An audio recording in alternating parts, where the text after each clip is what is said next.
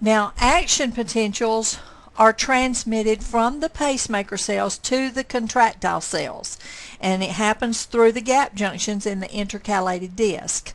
And those discs allow the electrical activity in the pacemaker cell to spread to all the rest of the cells by electrical synapses. And that is why our heart beats as a unit, and the heartbeat is coordinated. We don't want all the cells doing their own thing. We want them to work as a unit. The contractile cells, as I said, this is 99% of your cardiac muscle cells. And when there's a reversal in the membrane potential, it's going to cause an action potential in the contractile cardiac muscle cell. And the inside of the plasma membrane is going to move from negative 85 millivolts up to around positive 20 millivolts. And that will happen because the voltage-gated ion channels will open in the sarcolemma, and you have an unequal concentration of sodium outside the membrane and potassium ions inside the membrane.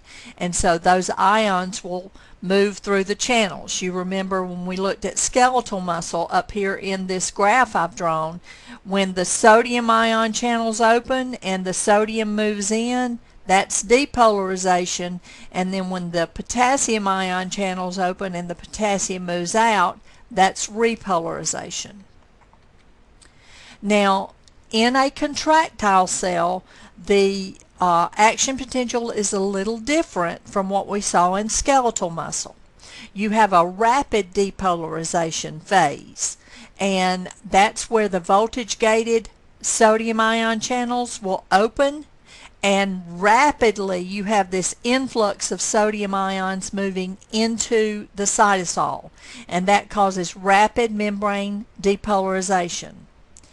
And then you have an initial repolarization phase, which is just a small repolarization after you've spiked depolarization.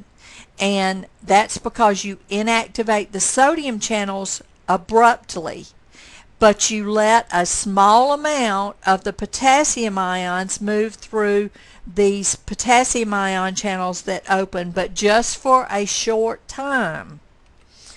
Then you have something we've never seen before, a plateau phase, where the depolarization is going to just hold at 0 millivolts. That's the plateau phase.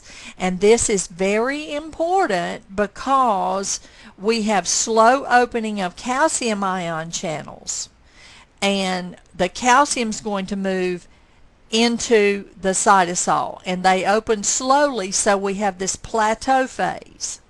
And then the final repolarization phase, where the sodium and the calcium channels go back to resting state, but the potassium ion channels stay open, and all the potassium ions that are left are able to exit the cardiac muscle cell and go into the extracellular fluid, and that returns the membrane potential back to negative 85 millivolts.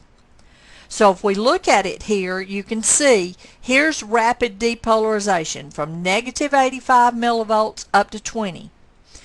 When this happens, we've got all these sodiums out here. The sodium ion channels open, and rapidly all these sodiums move in. That's rapid depolarization. Then we have the initial repolarization, where the sodium ion channels are inactivated and some of the potassium channels open. And so just a little bit of the potassium can move out. So we have this initial repolarization. But then the calcium ion channels open. And so the calcium ions can enter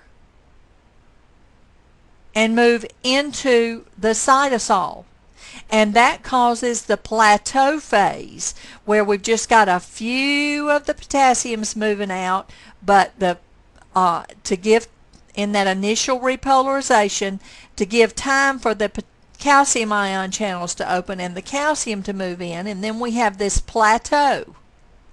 Then we have repolarization that happens where all the sodium channels are closed, the calcium channels are closed, but all of the potassium channels are open, and so potassium can move about, and we return it back down to negative 85 millivolts. So it's different from what you saw in the skeletal muscle.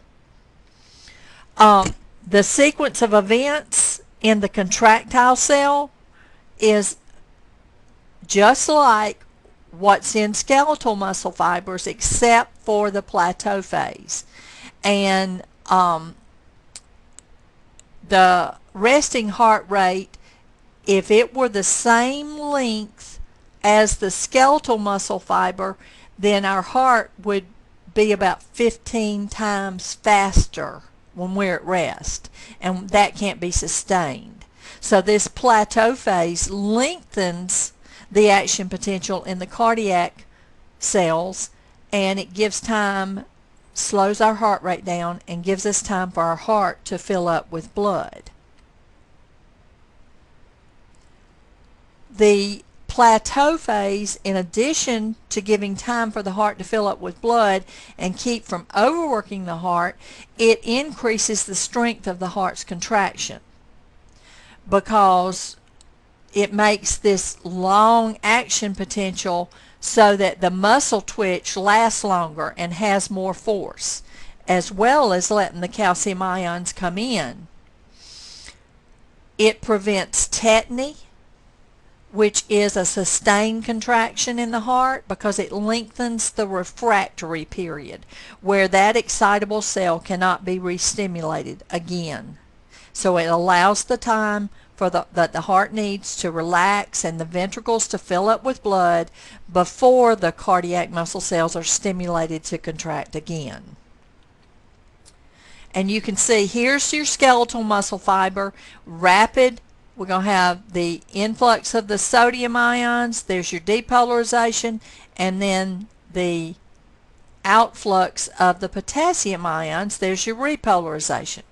But in a cardiac contractile cell, we have this rapid depolarization when the sodium ions move in, the initial repolarization where some of the potassiums can move out, and then where we have this plateau phase where the calcium ions move, and then we have the repolarization where the potassium ions move out.